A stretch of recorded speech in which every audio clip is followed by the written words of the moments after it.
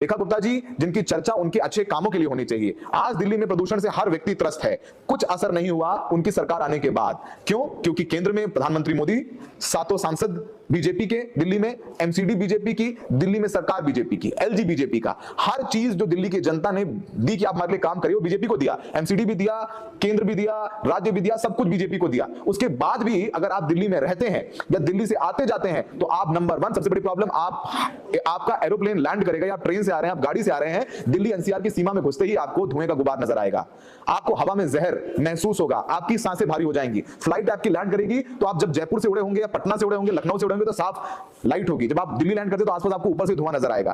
क्या वो बदला? नंबर 2, दिल्ली में सबसे बड़ी प्रॉब्लम, दूसरे से बड़ी प्रॉब्लम है ट्रैफिक की। आप कभी भी निकल जाइए, कुछ बॉटलनेक्स में हमेशा ट्रैफिक होता है। धौला कुआं जाना हो, गुड़गांव जाना हो, नोएडा जाना हो, आपको अब तो और इंडिया गेट सर्किल पर, लेकिन दिल्ली पर भी अच्छा खासा ट्रैफिक लगता है। दिल्ली पुलिस उसको रिपोर्ट करती है केंद्रीय गृह मंत्री को, वहां भी भारतीय जनता पार्टी की ही सत्ता है।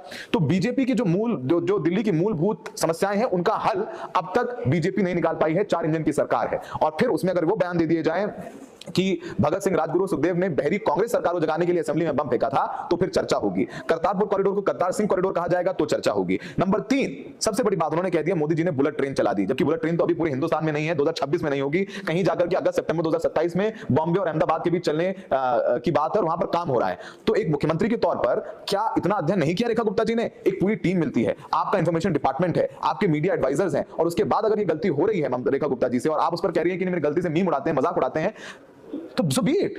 आप क्रिटिसिज्म को लीजिए, अपने आप को सुधारिए। आपके पास इतना अच्छा मौका है कि आपके पास मोदी भी है, आपके पास अमित शाह भी है, आपके पास एलजी भी है, आपके पास एमसीडी भी है। कुछ अच्छा काम करके जाइए जो इतिहास आपको याद रखे, जैसा कि इतिहास शीला दीक्षित को याद रखता है। कहता है शीला दीक्षित ने दिल्ली के फ्लाईओवर दिए, दिल्ली को मेट्रो दी, दिल्ली जो दिखती है वैसी दिल्ली बनाई। तो एक मौका है रेखा गुप्ता जी के पास कि वो दिल्ली को शीला दीक्षित वाली दिल्ली बनाए, शीला दीक्षित से बेहतर काम करे, तो उनका नाम भी इतिहास में दर्ज हो जाए, ना कि मुख्यमंत्री बनने के बाद भी वो अखिलेश यादव को टोटी चोर बोले एक इंटरव्यू में। तो हमेशा हम ये बोलते हैं आप किसी को वहां पर बैठा तो सकते हैं, पर उसको छिपाकर उड़ाकर बहुत लंबे वक्त तक नहीं रख सकते हैं।